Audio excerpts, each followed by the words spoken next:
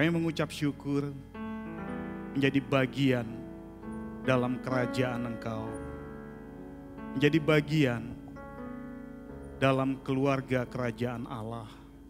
Kami mengucap syukur, sungguh kasih-Mu begitu agung, begitu ajaib, begitu luar biasa. Engkau tidak memandang kami, tapi Engkau memandang darah Kristus yang sudah menebus kami. Terima kasih Tuhan, sebentar kami akan membaca, mendengarkan firman-Mu. Urapi kami semua. Firman-Mu sungguh kami butuhkan, karena firman-Mu itulah makanan bagi jiwa kami, bagi roh kami Tuhan. Untuk kami dapat menjalani hari-hari kami, menghadapi setiap pergumulan yang Kau izinkan terjadi dalam hidup kami. Kami membutuhkan firman-Mu. Karena itu berbicaralah kepada kami Tuhan. Kami buka hati kami lebar-lebar untuk Engkau berbicara. Untuk firman-Mu ditaburkan. Untuk firman-Mu dapat tumbuh di dalam hati dan pikiran kami. Menguasai segala bentuk kehidupan kami. Untuk kami terus diubahkan. Semakin menyenangkan Engkau, semakin dekat dengan Engkau. Urapi hamba-Mu, urapi setiap kami Tuhan. Agar sungguh perkataan-Mu sajalah yang sampai kepada kami. Berfirmanlah Tuhan, kami jemaat-Mu siap untuk mendengar. Sama-sama kita katakan, amin. Shalom Bapak Ibu, saudara-saudari terkasih dalam Tuhan. Hari ini kita mau belajar firman Tuhan tentang Allah pencipta segalanya, dan segalanya yang diciptakannya itu harus memuji Dia. Tadi puji-pujian dari awal kita nyanyikan, kita nyatakan bahwa Dialah yang menciptakan segalanya, Dialah Allah, Dialah Raja di atas segala raja. Nah, kita mau lihat firman Tuhan dari Mazmur pasal yang ke 148,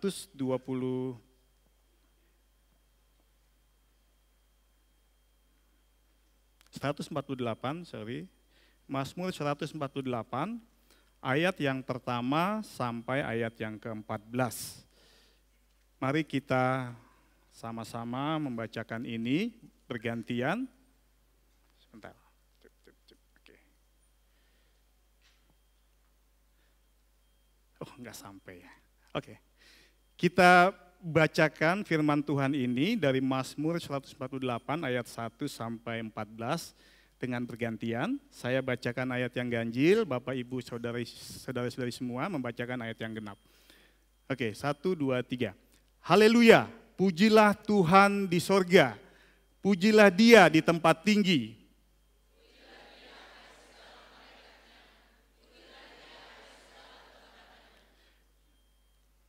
Pujilah Dia, hai matahari dan bulan. Pujilah Dia, hai segala bintang terang.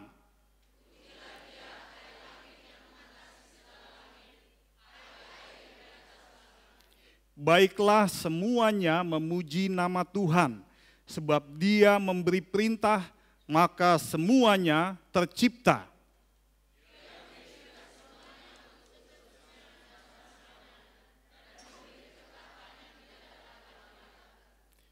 Pujilah Tuhan di bumi, hai ular-ular naga dan segenap samudra raya.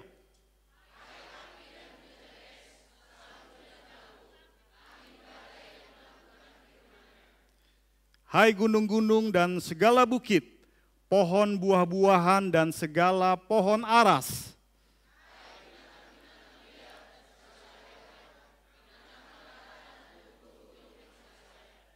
Hai raja-raja di bumi dan segala bangsa, pembesar-pembesar dan semua pemerintah dunia.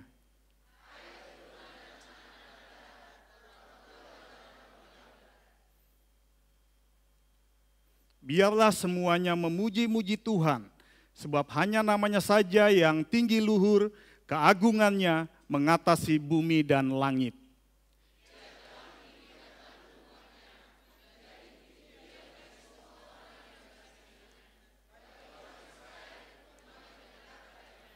Haleluya. Sekali lagi kita katakan, haleluya. Puji Tuhan, beri kemuliaan buat Tuhan. Mazmur 148 ini tidak didefinisikan siapa yang menulis, tapi biasanya Mazmur itu Daud gitu ya. Tapi banyak yang menuliskan kitab Mazmur ini. Ketika dia menuliskan ini, saya percaya waktu dia menuliskan ini, ada ilham Roh Kudus. Ada dorongan dari Tuhan, dari Roh Kudus untuk dia menuliskan ini.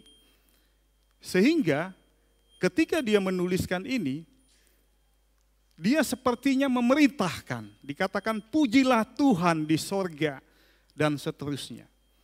Jadi apa yang dia tuliskan ini sebenarnya adalah isi hati Tuhan sendiri. Kerinduan Tuhan sendiri supaya segala sesuatu yang dia ciptakan di muka bumi ini, itu memuji dia. Ya. Kalau kita bisa summary-kan, Mazmur 148 ayat 1 sampai 14 ini terdiri dari beberapa bagian. Ya. Sebelumnya dia katakan di firman-Nya ini, dia katakan segala ciptaannya itu diperintahkan dan diundang untuk memuji dia. Ya. Diperintahkan agak berbeda dengan diundang.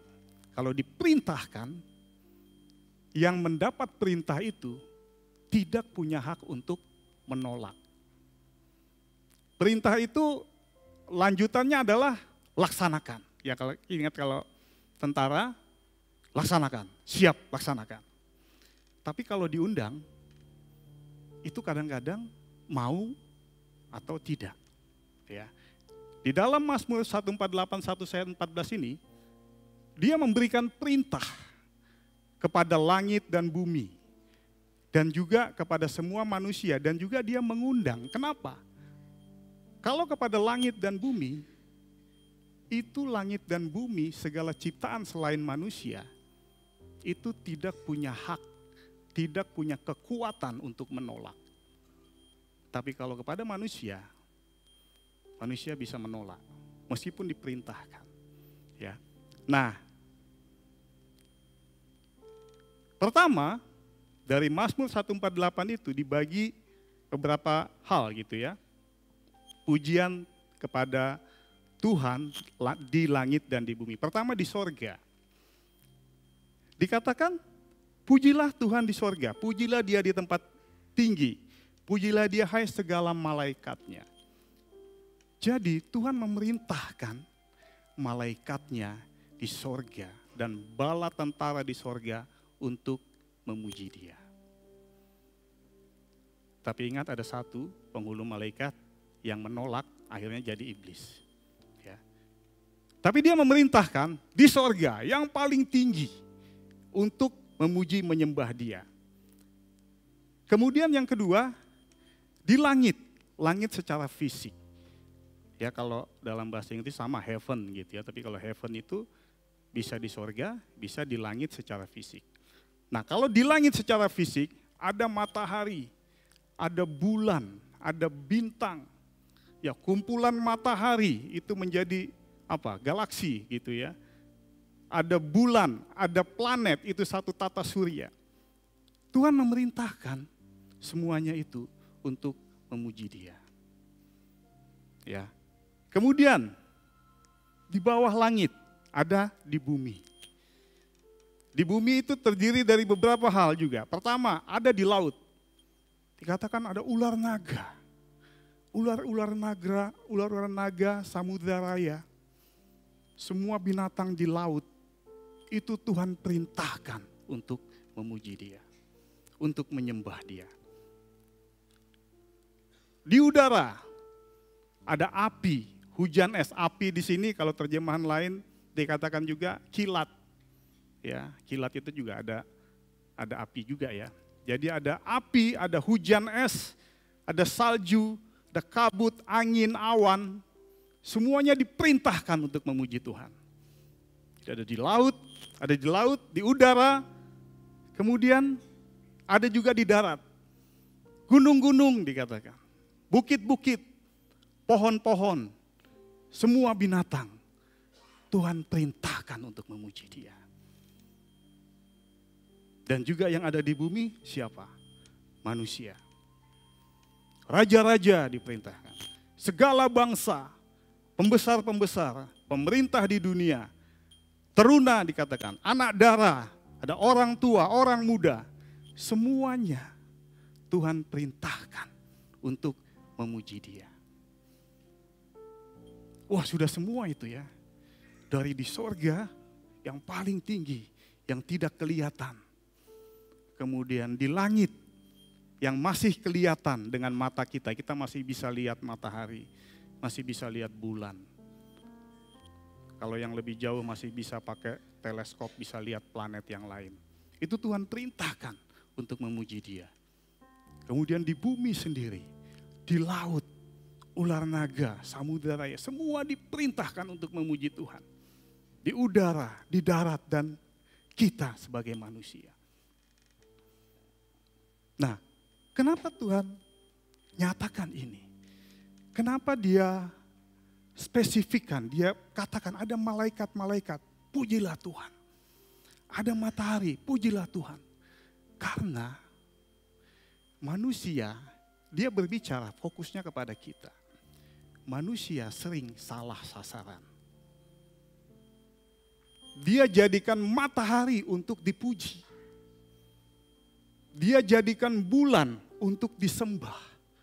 Makanya ada dewa bulan, ada dewa matahari. Ada juga yang menyembah malaikat. Tapi Tuhan katakan, yang kalian sembah itu aku perintahkan memuji aku. Matahari yang kalian sembah itu, aku perintahkan untuk memuji aku. Artinya dia jauh di atas sesembahan manusia yang lain. Begitu juga api, mungkin ada yang dewa api ya, ini kilat, dewa api ada, orang menyembah api. Angin, dewa angin, ada juga di gunung-gunung. Orang datang ke gunung mencari ilmu, bahkan gunung pun disembah. Tapi Tuhan katakan, gunung itu aku perintahkan untuk menyembah aku, untuk memuji aku. Manusia, raja-raja, ada raja-raja yang dikultuskan. Bahkan Nebukadnezar minta rakyatnya menyembah dia. Raja Mesir, dia katakan Tuhan itu adalah dia, Firaun. Sehingga rakyatnya disuruh menyembah dia. Tapi Tuhan perintahkan raja-raja ini juga untuk memuji dia. Segala bangsa, pembesar, pemerintah, orang tua, orang muda. Jadi Tuhan mau mengatakan bahwa yang kita anggap tinggi, yang kita anggap besar, yang kita anggap agung, selain Dia, itu semua ada di bawah kakinya. Tidak ada yang layak ditinggikan selain Dia, amin. Tidak ada yang layak disembah selain Dia.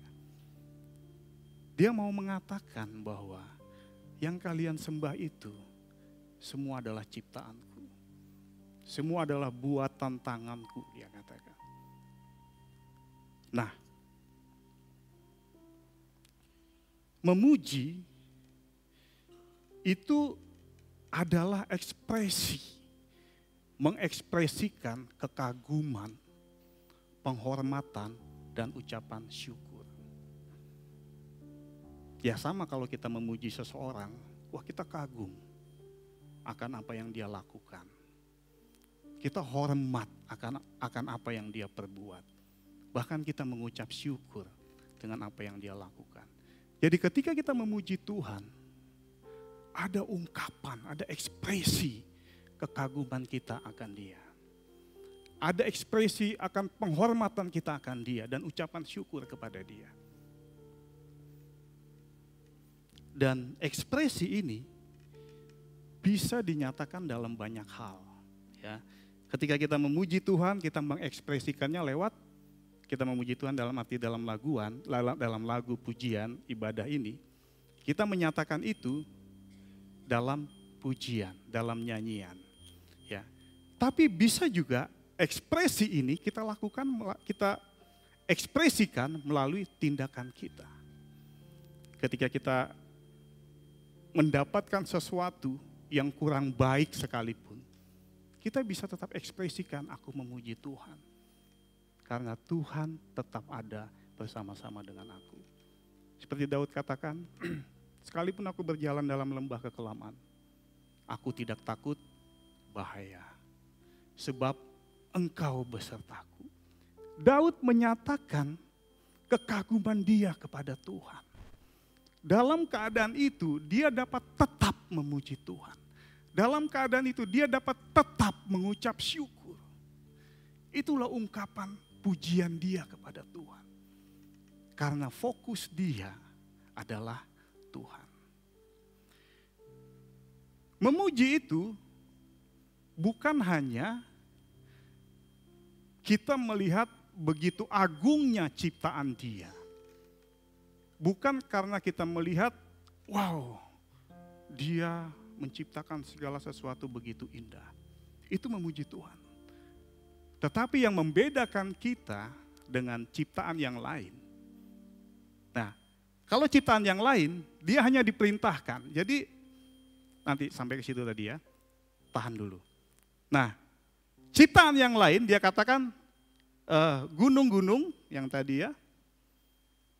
Nah, matahari, bulan, bintang diperintahkan untuk memuji dia. Itu benda mati. Bukan benda mati, ya benda mati ya. Dia ciptakan nggak punya nafas. Dan itu bisa memuji Tuhan. Bahkan firman Tuhan bilang, dan bukit-bukit pun bertepuk tangan gitu ya. Ketika pohon-pohon ditiup angin, bergesek-gesekan, itu seperti pujian kepada Tuhan. Dan semua tunduk pada perintah Tuhan. Ketika Tuhan Yesus menghardik badai, badai tunduk pada perintah Dia. Ketika Tuhan bisa membuka mulut keledai, keledai Bileam, Tuhan bisa buat keledai itu berbicara. Semua yang lain itu ketika diperintahkan tidak bisa menolak. Yang ada hanya laksanakan. Ya. Tetapi kepada manusia selain diperintahkan dia juga diundang. Kenapa? Kalau undangan itu orang yang diundang bisa menolak. Ya. Nah, yang membedakan manusia dengan ciptaan lain dalam memuji Tuhan. Kalau ciptaan lain karena mereka adalah ciptaan. Yang lain itu adalah buatan tangan Tuhan dan dia tidak dapat menolak. Tetapi yang membedakan itu dengan kita, kita bukan hanya ciptaan. Kita memuji dia karena dia begitu ajaib. Dan yang kedua, karena kita mengenal pribadi dia. Kalau binatang tidak kenal siapa Tuhan. Dia hanya diperintahkan tunduk. Angin hanya diperintahkan tunduk. Tapi kalau manusia, kita diperintahkan kita bisa tunduk. Tapi ada satu dorongan dari dalam kita. Ada kehendak bebas. Sehingga kita bisa menyembah dia dengan kehendak kita. Itu yang membedakan manusia dengan ciptaan yang lain. Jadi memuji itu tadi, ekspresi kita kepada dia, ekspresi kekaguman, penghormatan, ucapan syukur, itu bagi kita bukan hanya ekspresi atas ciptaan dia yang luar biasa, tapi juga ekspresi atas pribadi dia. Pribadi yang berbeda atas kasihnya, atas kemuliaannya, atas keajaibannya, kedahsyatannya. Itu yang membedakan kita dengan ciptaan yang lain. Dan dia mau itu muncul dari dalam diri kita. Kenapa tadi undangan ya seperti itu? Karena ada manusia yang tidak mau memuji, menyembah dia. Tapi kita sebagai ciptaan yang memiliki kehendak bebas, dia mau ketika kita diperintahkan, pujilah dia. Ketika kita diundang menyembah dia, kita datang dengan kerelaan hati kita. Amin. Nah, terakhir, Mazmur 148 ayat 13-14 ini. Dikatakan biarlah semuanya memuji-muji Tuhan. Sebab hanya namanya saja yang tinggi luhur. Keagungannya mengatasi bumi dan langit.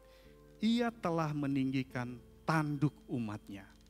Menjadi puji-pujian bagi semua orang yang dikasihinya. Bagi orang Israel, umat yang dekat padanya.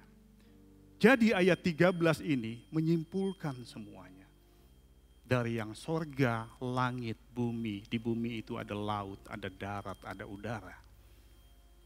Dikatakan biarlah semuanya memuji-muji Tuhan. Karena Dia yang menciptakan semuanya itu. Karena hanya namanya saja yang tinggi luhur. Nah kemudian ayat 14. Ini yang membedakan. Manusia yang satu dan manusia yang lain. Ia telah meninggikan tanduk umatnya.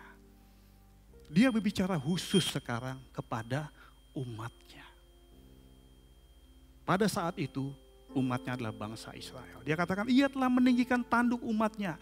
Menjadi puji-pujian bagi semua orang yang dikasihinya. Bagi orang Israel, umat yang dekat padanya.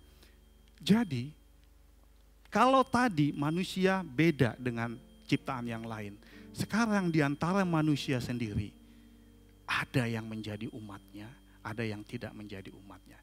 Dan dia katakan, ia telah meninggikan tanduk umatnya. Tanduk ini berbicara tentang kekuatan, kedaulatan, kekuasaan, martabat, keunggulan, kemakmuran. Kalau dalam bahasa Inggris, power, prosperity, dignity, preeminence. Jadi, kalau Dia perintahkan segala sesuatu yang Dia ciptakan itu untuk memuji, menyembah Dia. Begitu juga manusia. Dan terlebih lagi, dikatakan umatnya Dia sudah tinggikan. Apa yang Dia tinggikan? Dia berikan kuasanya. Dia berikan kekuatannya. Dia berikan kedaulatannya. Apalagi dia berikan martabatnya. Dia naikkan kita, dia kembalikan kita kepada kodrat ilahi itu. Dia berikan keunggulan. Dia berikan kemakmuran, prosperity. Jadi umatnya yang Dia sudah tebus. Sebentar, masih belum selesai. Kok hilang? Oke. Dikatakan, bisa kembali ke yang slide tadi. Ia telah meninggikan tanduk umatnya ia menjadi puji-pujian bagi semua orang yang dikasihinya. Jadi Tuhan mau ada hal yang khusus dari umatnya. Kalau dulu hanya Israel secara jasmani, saat ini Israel secara rohani termasuk kita. Dan ini juga berlaku buat kita. Kita sudah ditinggikan tanduk kita. Firman Tuhan banyak yang mengatakan itu. Dia sudah memberikan kekuatannya kepada kita. Dia sudah menebus kita. Dia sudah memberikan kedaulatannya, kekuasaannya. Kita diberi kuasa menjadi anak-anak Allah. Kita ikut ambil bagian dalam warisan yang Dia berikan. Itu hak yang sudah Dia berikan, otoritas yang sudah Dia berikan kepada kita.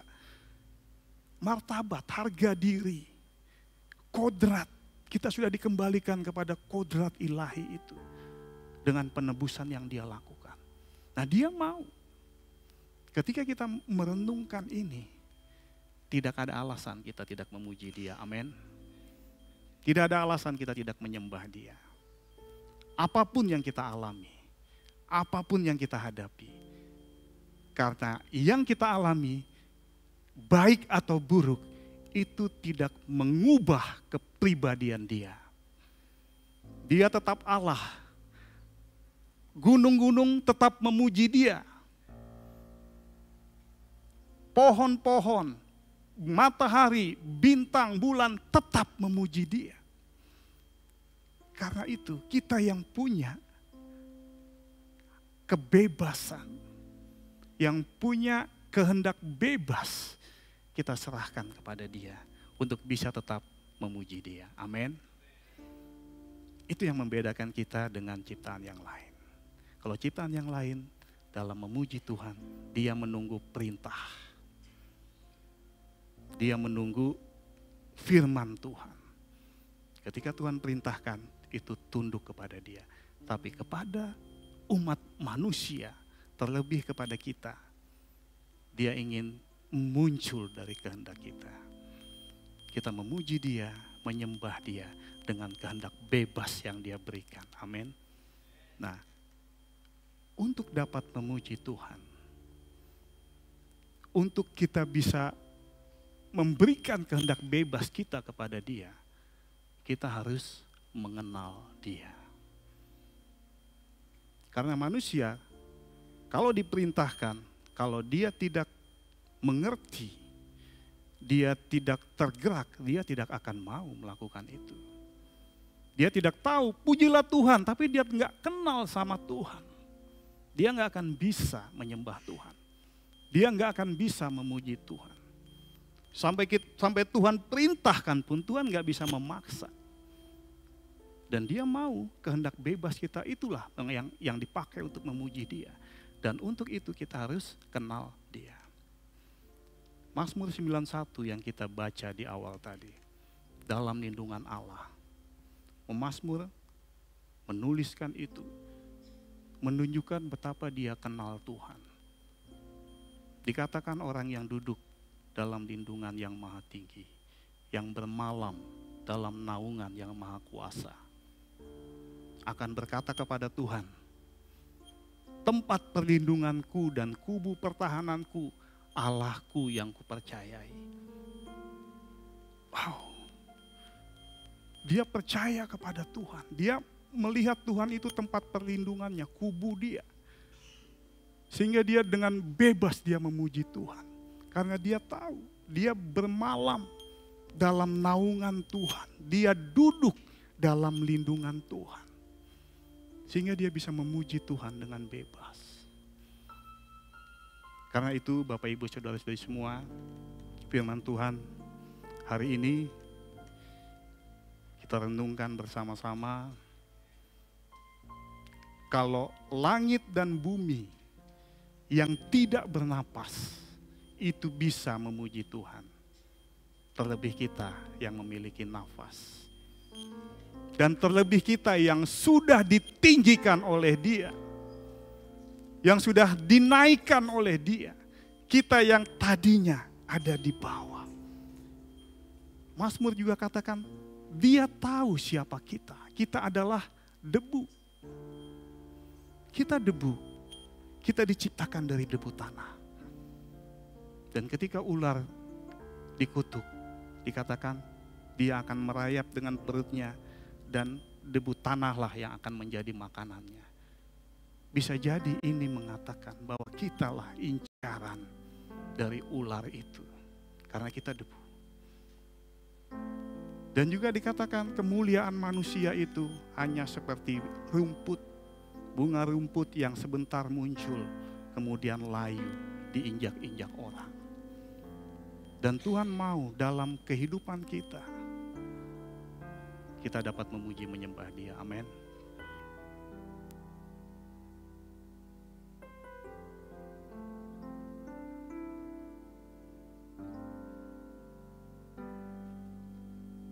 Untuk firman-Mu yang menyatakan bahwa segala ciptaan yang Engkau buat, baik yang ada di langit, di sorga, di langit secara fisik, di bumi yang ada di laut, di udara, di darat, dan bahkan manusia yang Engkau ciptakan dengan spesial, yang Engkau bentuk menurut gambar dan rupa Engkau. Kau perintahkan semuanya memuji Engkau. Kau perintahkan semuanya untuk menyembah Engkau Tuhan. Karena Engkau tahu siapa kami. Kami adalah debu. Hidup kami hanya singkat. Dan kalau kami tidak memuji Engkau, iblis akan ambil bagian. Dia yang akan menarik kemuliaan itu Tuhan. Karena itu Bapa, ini kami semua, gereja-Mu. Bawa kami semua Tuhan, untuk memuji menyembah Engkau dalam setiap segi hidup kami Tuhan. Ketika kami bangun pagi, nyatakan firman-Mu dan bawa kami datang kepada Engkau, melihat Engkau Tuhan, memandang keagungan Engkau, melihat pribadi Engkau yang ajaib itu Tuhan. Sehingga kami dapat dengan bebas memuji Engkau. Kami dapat dengan leluasa menyembah Engkau. Ketika kami melihat Engkau, ketika kami memandang keagungan Engkau, ketika kami memandang kebesaran Engkau Tuhan, dan kami mengenal pribadi Engkau. Terima kasih Tuhan, terima kasih, berfirmanlah lebih dalam kepada kami Tuhan. Berbicaralah, sampai selesai apa yang disampaikan firman-Mu pada hari ini. Tapi firman-Mu terus bekerja, mengubahkan kami, membangkitkan kami Tuhan. Haleluya.